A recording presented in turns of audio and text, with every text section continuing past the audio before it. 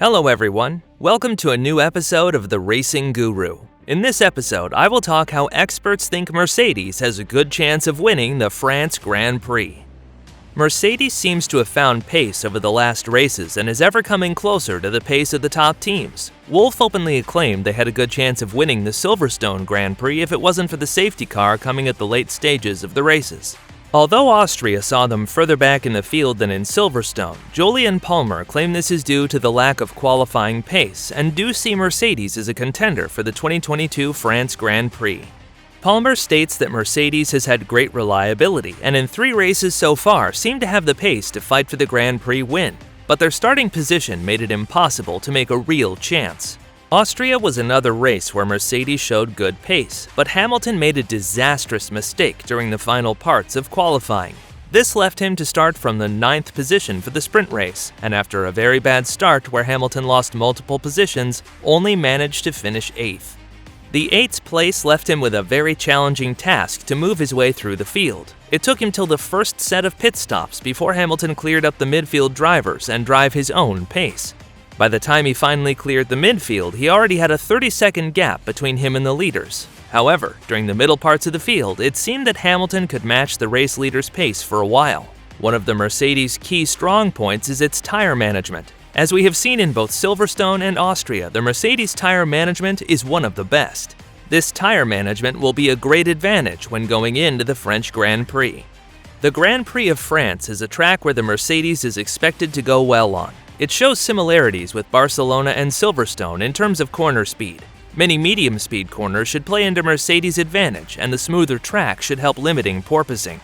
From what we currently know, Mercedes doesn't seem to bring any updates to France, but after bringing a significant update package to Silverstone, there is much Mercedes can improve on.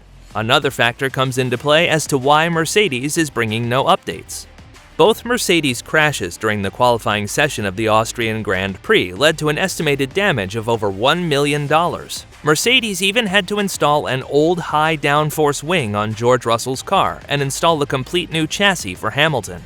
With the budget cap into play, these damages only hinder further developments. Mike Elliott, technical director of Mercedes, said on his YouTube channel that there was a real possibility that one of the Mercedes cars wouldn't start on Sunday due to a lack of spare details. This shows even more how important it is that drivers stay on track and don't incur extra costs for their team. Nonetheless, Mercedes should benefit from the characteristics of the Paul Ricard circuit. Historically, Mercedes has been doing well, with securing both wins in 2018 and 2019. It was due to a bold and aggressive Red Bull strategy and an excellent drive of Verstappen that Red Bull managed to win the 2021 edition. However, it is Ferrari with 17 wins total that holds the most victories in France. Paul Ricard offers a variety of fast, medium, and low-speed corners and has 3 long straights, 2 in the back part of the circuit and 1 when the drivers cross start-finish.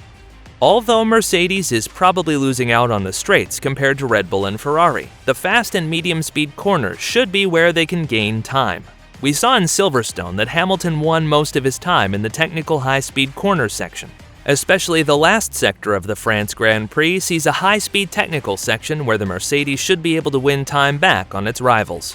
Furthermore, the FIA will have a stricter look at the flexibility of the planks that go underneath the cars. There are rumors that both Red Bull and Ferrari use a flexible plank that gives them an advantage of reduced porpoising vibrations and reducing drag. Ferrari already announced that they have to change their plank construction, which only further fuels the suspicion of Toto Wolff and the FIA.